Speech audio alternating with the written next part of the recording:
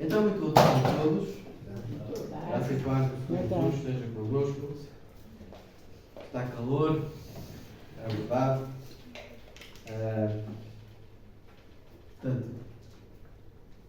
vou tentar que a minha mensagem, as minhas palavras sejam frescas. Amém. Pelo menos vou falar de alguma coisa que vai meter água fresca.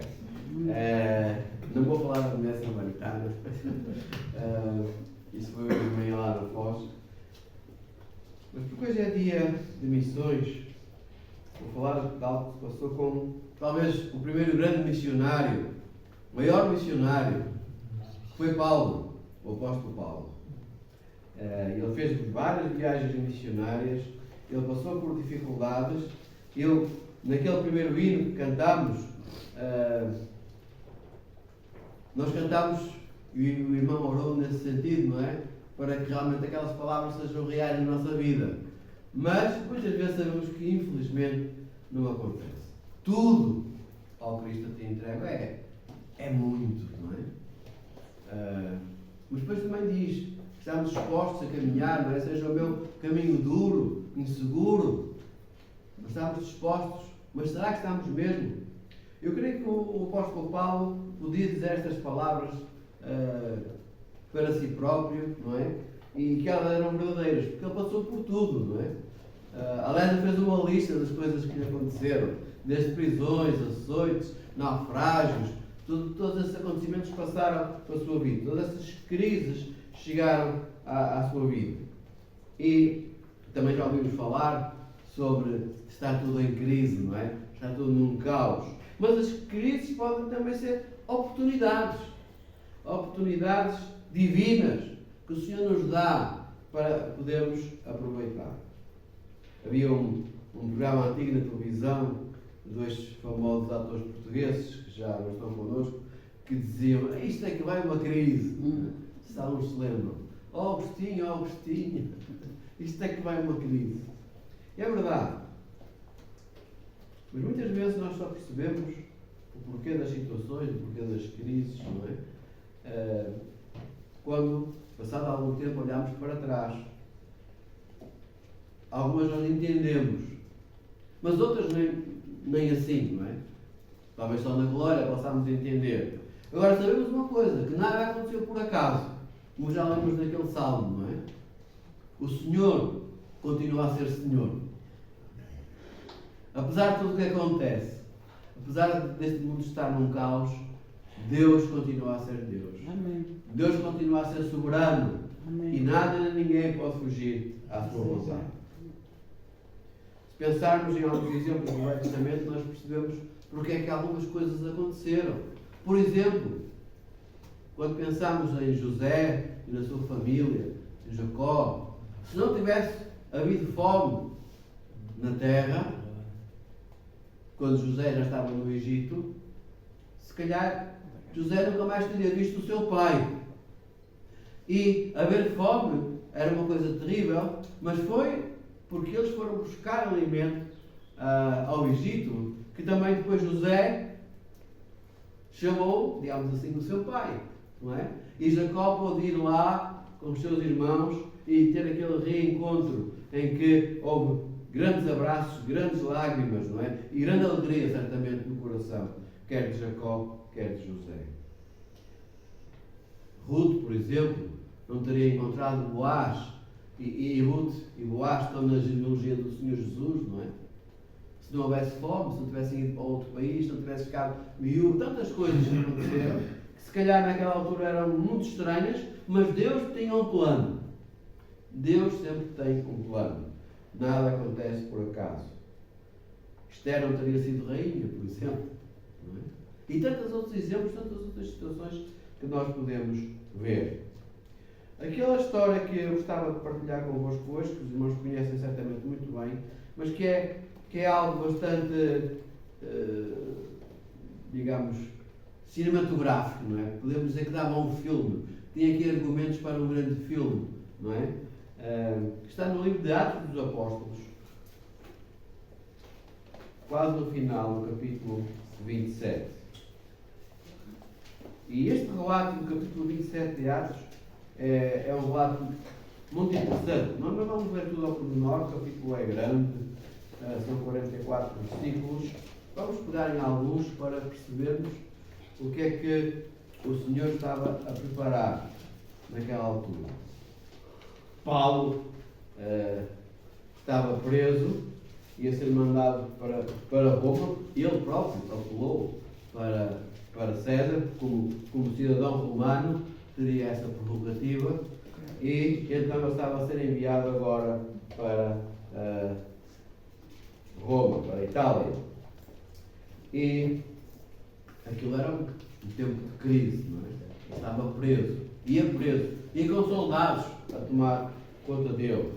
Os presos, não só eu, mas outros presos também, foram entregues, versículo 1, a um centurião por nome Júlio, da corte Augusta, ou seja, um homem de importância, não é?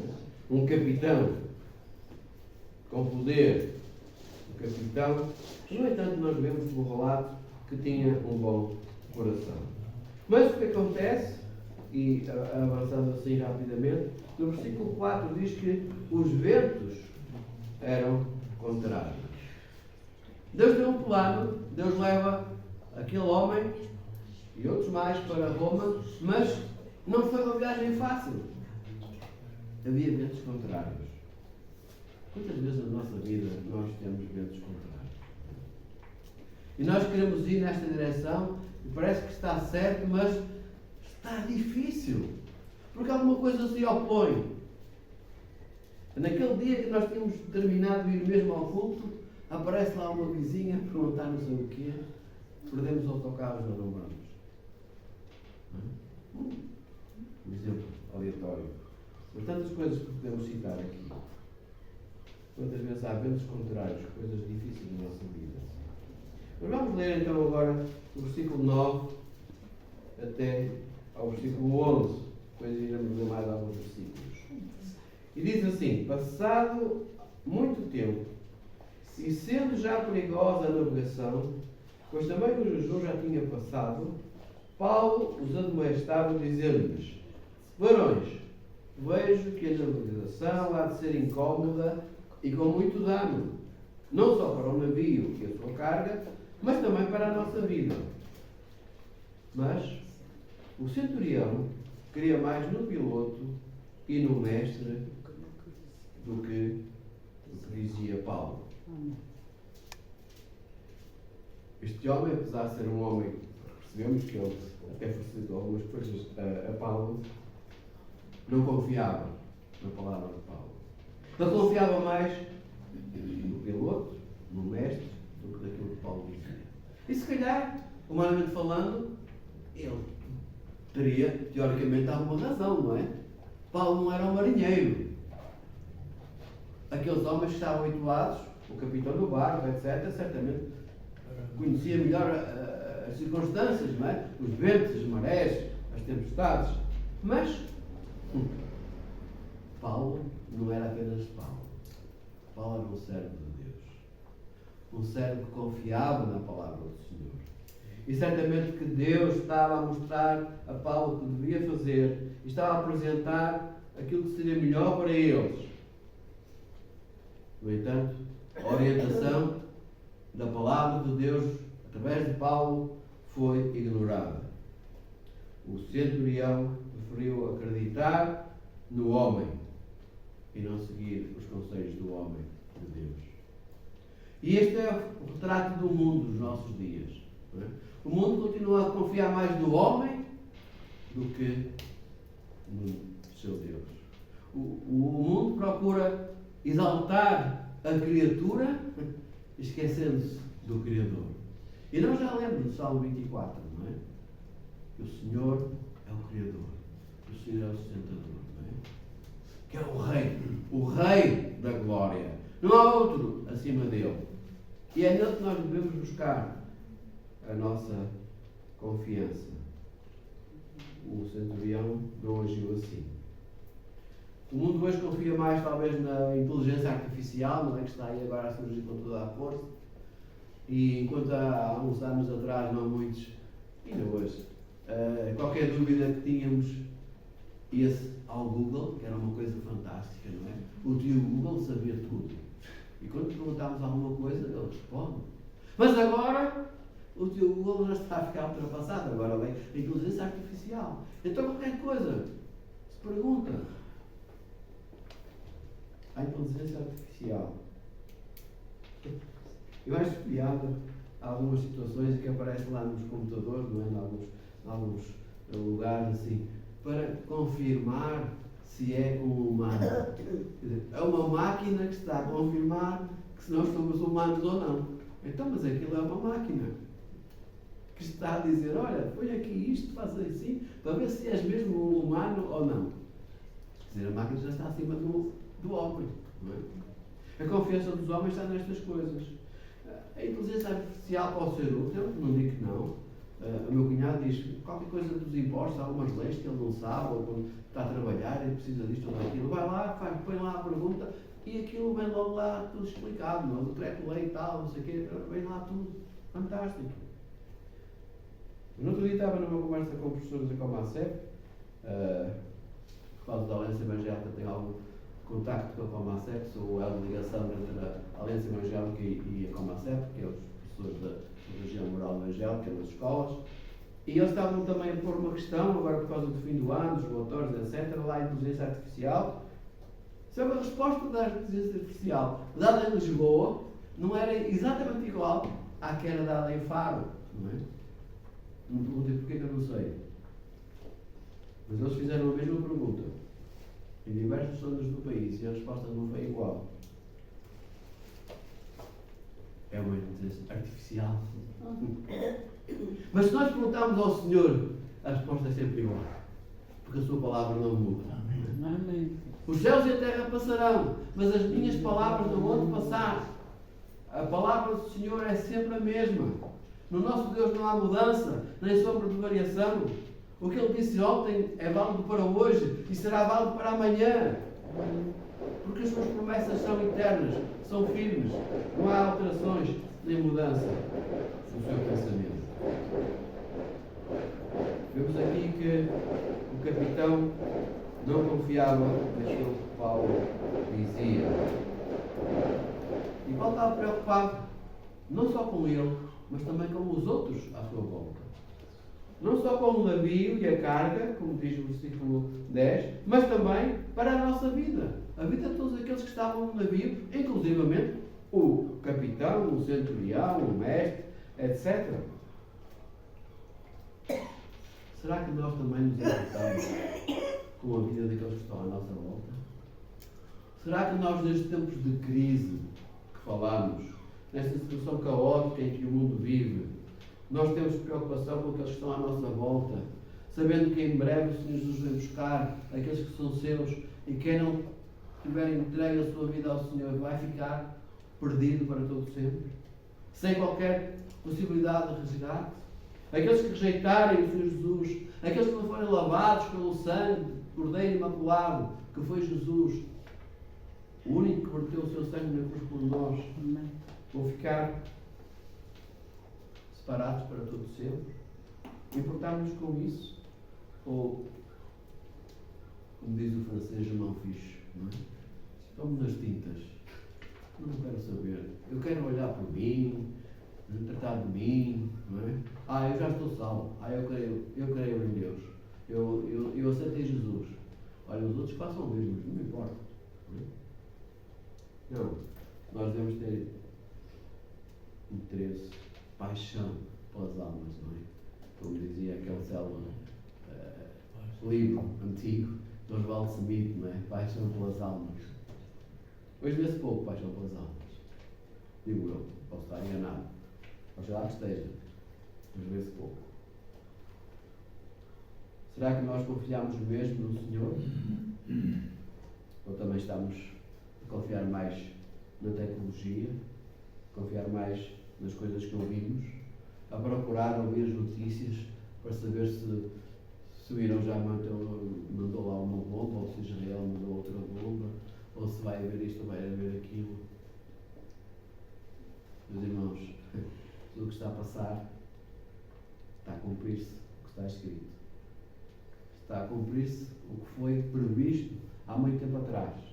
E as profecias do Senhor têm que se cumprir, porque Ele é fiel.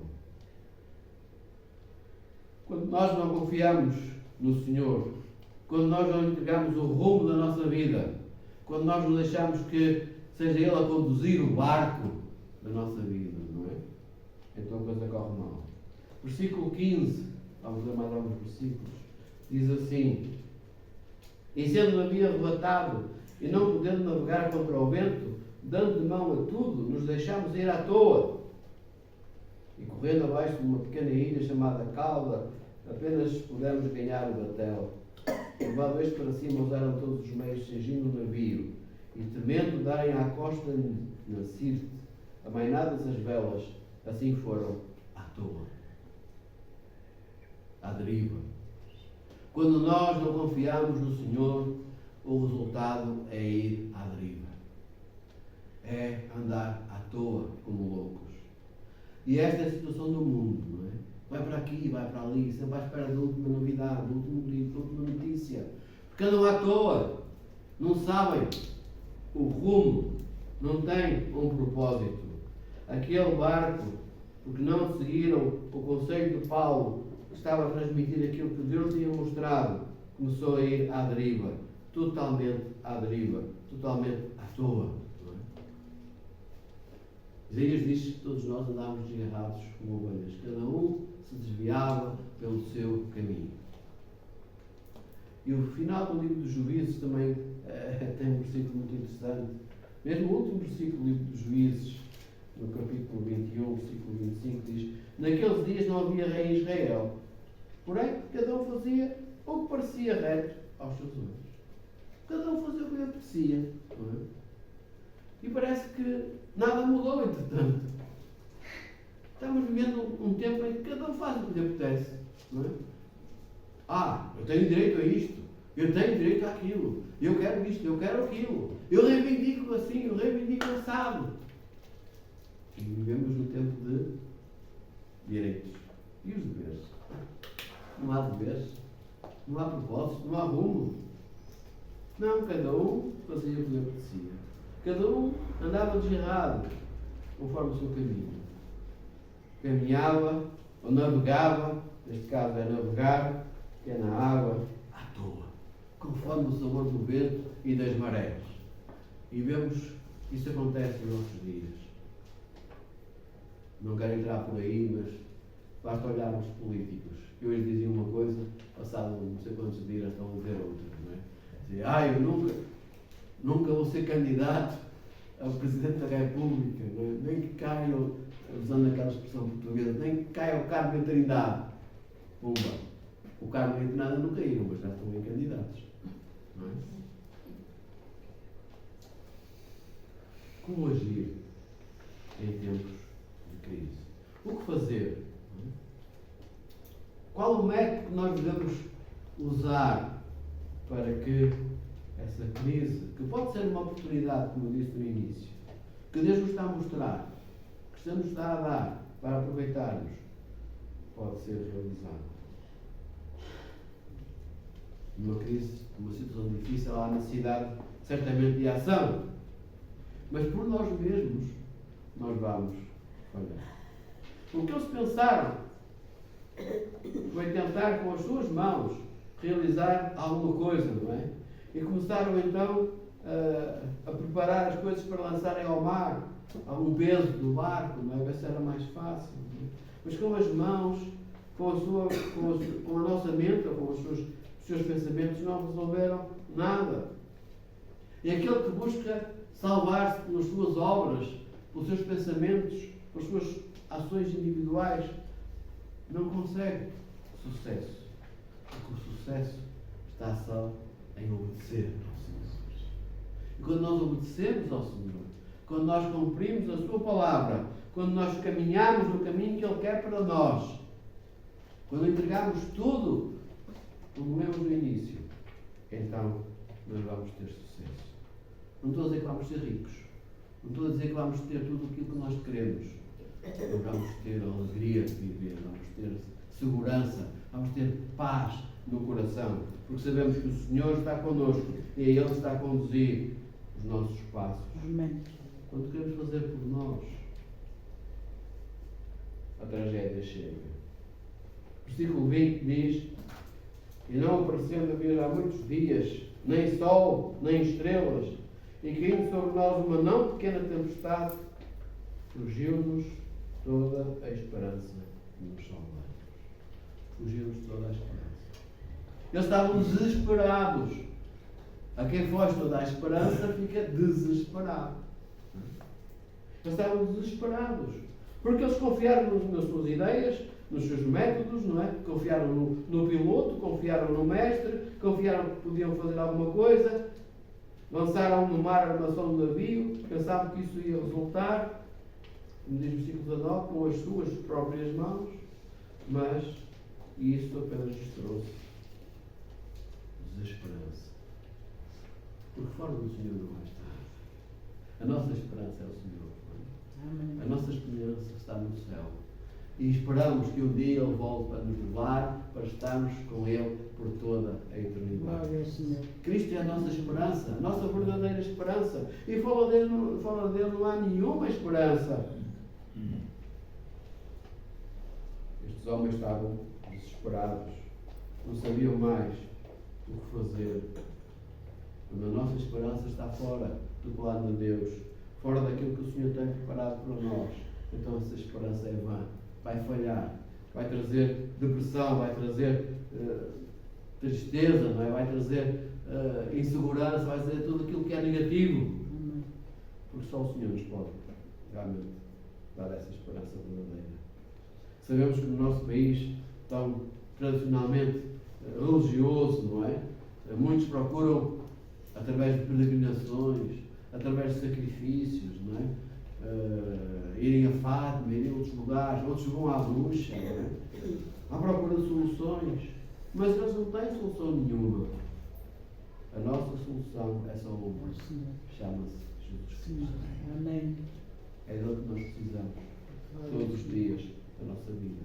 Que só Ele pode salvar. Não há outro nome dado entre os homens pelo qual vamos ser salvos, diz Atos 4:12, a não ser o nome de Jesus. Amém. É o nome que é sobre todo o nome. O nome no qual um dia todo o joelho se dobrará, e também já cantámos aqui sobre isso. Não é? Aqueles homens estavam desesperados. A situação ia de mal a pior. Mas o Senhor estava atento. Não é? O Senhor não nos deixa, não nos abandona. Sabemos que Deus tinha um propósito para Paulo, não é? E vamos aqui ver quatro âncoras, mais à frente falam em 4 âncoras que lançaram no navio. E esses 4 âncoras começam no versículo 23, quando o anjo de Deus esteve com Paulo. O anjo de Deus. Não diz um anjo. Não sei nas traduções modernas, agora há tanta tradução, como é que diz? Não é? Nas vossas Bíblias agora diz o anjo de Deus ou um anjo? O anjo. O anjo de Deus normalmente é o próprio Senhor Jesus. Amém. E foi o anjo de Deus, o Senhor, que esteve com o Paulo e que disse: olha, não temas. Versículo 23, o anjo esteve comigo. Versículo 24, dizendo: Paulo, não temas, importa que sejas apresentado a César. E eis que Deus te deu todos quantos navegam contigo. A segurança, esta primeira âncora, só é encontrada em Deus. E Deus mandou então um anjo. Deus manifestou-se diretamente a Paulo para que ele ficasse firme. Deus fez-se presente naquela noite, naquele momento, naquela crise, naquela angústia de muitos. Deus fez-se presente. Tal como Deus se fez presente para nós, quando um dia enviou o seu Filho, que nasceu lá em Belém, que viveu aqui entre nós, sem pecado, e que foi à cruz tomar o nosso lugar, o meu lugar. Eu sim, eu mereci ir à cruz, porque o salário do pecado é a morte. Eu sou pecador. Mas o Senhor, que nunca tinha pecado, tomou os meus pecados, tomou os vossos pecados e foi à cruz dar a sua vida por nós. Glória ao Senhor. Deus fez-te presente. Amém. Por isso é que nós dizemos que é o Emmanuel. Deus connosco. Deus presente. O anjo do Senhor fez-se presente também ali com Paulo, animando a Paulo e dizendo que o propósito divino iria ser cumprido. Não era aquela tempestade, não era aquele naufrágio, o que fosse que viesse a acontecer e alterar o plano de Deus. O plano de Deus não pode ser alterado pelos homens, porque Deus é soberano. Amém.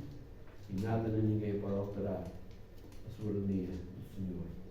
Ele pode modificar o seu plano, conforme o seu propósito, a sua vontade, mas o homem não pode fazer isso. Havia um plano que tinha de ser cumprido. O plano era levar, não apenas Paulo. Paulo era um instrumento. O plano era levar o Evangelho até Roma. Levar a palavra de salvação até à corte romana. E sabemos que depois Paulo fez isso, não é? Testemunhou aos guardas, a todos aqueles que estavam junto dele, não é? E sabemos que muitos deles creram, confiaram, entregaram a sua vida a Jesus, através do testemunho de Paulo, através das boas obras do Evangelho que ele transmitiu depois lá em Roma. Se não fosse assim, o Evangelho não teria seguido até à corte romana. O propósito de Deus é para ser cumprido. E nós somos ferramentas, somos instrumentos nas mãos de Deus. E devemos estar disponíveis para que o seu plano possa ser realizado na vida de cada um de nós. Não estou a dizer que temos que ir todos para Roma, ou para seja para onde for, levar o Evangelho, não é? Ou andar num navio missionário, ou fazer um trabalho, seja qual for, muito longe. Não, há um propósito de testemunho de vida. E todos nós somos chamados a fazê-lo. Todos nós devemos cumpri-lo. Porque, como alguém disse, o servo de Deus do passado, a Bíblia que muitos irão ler é a tua vida. E a nossa vida deve transmitir aquilo que o Senhor nos tem dito, nos tem ensinado. O propósito de Deus foi cumprido. A vontade do Senhor é soberana. E Paulo irá chegar a Roma, levando este Evangelho, esta palavra de salvação, que é para todos. Não é? Que é para todos. Paulo, quando escreve a Timóteo, seu filho, não é? Seu filho na fé, no capítulo 2, versículo 4, o versículo 3 diz: porque isso é bom e agradável diante de Deus nosso Salvador, que quer que todos os homens se salvem e venham ao conhecimento da verdade. Ficou muito famosa a frase do anterior Papa, não é? Que falava de todos. Não é? Mas Deus já dizia isto, que há muito tempo. Deus também quer que todos se salvem. Não foi nada original. Deus quer que todos se salvem. Porque o Senhor Jesus morreu por todos. Mas há muitos que não querem. Não é? Não foi problema de Cristo. É problema do homem. Deus quer que se salvem. E Deus queria que aqueles romanos pudessem confiar no Senhor. E por isso Ele diz: tem bom ânimo, não temas, porque tudo irá acontecer conforme o planeado. Parece que as circunstâncias à volta diziam o contrário, não é? O barco estava na iminência de naufragar, não havia salvação, não é? Já não tinha modo de navegar, não é? Já não tinha aparelho, já não tinha vela, já não tinha nada, não é? Nada funcionava. Mas o Senhor tinha um plano, e mesmo no meio daquilo que parecia nada, aquilo que parecia o caos, o plano de Deus ia se cumprir. Amém. Deus não falha. O Senhor é fiel. Ele cumpre tudo aquilo que promete. E nós, na nossa vida, podemos passar por tribulações, por dificuldades, por situações que parece que à nossa volta tudo se esvai, não é? Tudo desaparece. Usamos aquela expressão: falta-nos o chão. Aconteceu isto assim, faltou-me o chão, não é? Parece que tudo desaba de repente. Mas o Senhor diz: tem bom ânimo. No mundo tereis aflições, mas tendo bom ânimo, porque eu venci o mundo. Eu estou contigo. Esta é a nossa segurança, esta é a nossa esperança, como era também o apóstolo Paulo. Quando é mais difícil crer, é aí que nós devemos confiar. É difícil crer. Vemos as ondas, os mares, um barco à deriva, pessoas talvez que nem sequer soubessem nadar, não é? Todos cheios de medo, não é? Todos com fraqueza. Mas é aí que nós devemos confiar. Perante tudo o que estava a acontecer. E agora, ouvindo isto de Paulo, a atitude deles mudou. O versículo 31 diz: disse Paulo ao centurião, aos soldados: se estes não ficarem no navio, não poderei salvar-vos. Confiai em mim. Não façam coisas à toa. Não se lancem para a água. Vamos estar aqui todos juntos. Porque o Senhor está muito lá. E pode parecer estranho, não é? Mas o que aconteceu realmente foi que aquelas 276 almas do navio, todos eles chegaram à terra. Alguns a nadar, outros agarrados às tábuas, outros agarrados à plataforma, não sei, não é? Aqui é a tal parte imaginativa do filme, não é? No Spielberg a fazer aqui um grande cenário, não é? Mas todos se salvaram. Porque essa era a promessa do Senhor. Porque o Senhor quer que todos se salvem. Amém. E aquelas almas se salvaram. Porque agora deram ouvidos a Paulo. No início não deram. No início rejeitaram a palavra de Paulo, não é? A palavra que Deus estava a transmitir através de Paulo. Mas agora fizeram o que ele disse. E então foram salvos. Versículo 42, nós lemos: então a ideia dos soldados foi que matassem os presos para que nenhum fugisse, escapando a nada. Mas o centurião, querendo salvar a Paulo, lhes provou esse intento e mandou que os que pudessem nadar se lançassem primeiro no mar e se salvassem em terra, e os demais em tábuas e outras coisas do navio. E assim aconteceu, que todos chegaram à terra a salvo. Quando nós confiamos no Senhor, Assim nós seja. vamos chegar a salvo. Assim seja, sim. Amém. É o Senhor que o diz, não é? Amém. Só obedecendo nós iremos ter sucesso. Mesmo até sem saber nadar, nós chegar à terra. Não é? E nós podemos não saber exatamente o que fazer, por que fazer, mas se nós entregamos a nossa vida nas mãos do Senhor, Ele sabe o que fazer. Amém. Importa mais que Ele saiba o que fazer em nós do que nós sabermos o que queremos fazer por nós. Não é? Porque por nós não vamos falhar. Mas quando é Ele a conduzir, então nós iremos vencer. Amém. Que o Senhor possa realmente ajudar a cada um de nós. Porque os teus pensamentos, como diz aquele texto bem conhecido lá de Jeremias, não é? Que os seus pensamentos, que os seus propósitos acerca de nós, que são bons, não é? Possam ser realizados na vida de cada um de nós. O texto é muito conhecido, Jeremias 29:11, não é? Eu termino com estas palavras. Que eu bem sei, o Senhor sabe, nós podemos não saber, mas o Senhor sabe. Eu bem sei os pensamentos que tenho acerca de vós, pensamentos de paz e não de mal, para dar o fim que esperais. E que o nosso fim possa estar Amém. na nossa mente, fixo na presença do Senhor. E um dia estarmos juntos com Ele na glória. Assim seja, Senhor. E até lá, possamos estar disponíveis para ser ferramentas missionárias, não é? Neste tempo, nesta peregrinação. O tempo que passamos aqui é uma peregrinação. É um tempo breve. E daqui a nada, não é? Nós vamos partir. Não sabemos quando, mas sabemos que já não falta muito. Então, que o Senhor nos ajude, nos abençoe, nos fortaleça, nos anime. Mesmo no meio das crises, possamos aproveitar essa oportunidade para a glória do Senhor. Glória ao Senhor. Amém. Amém.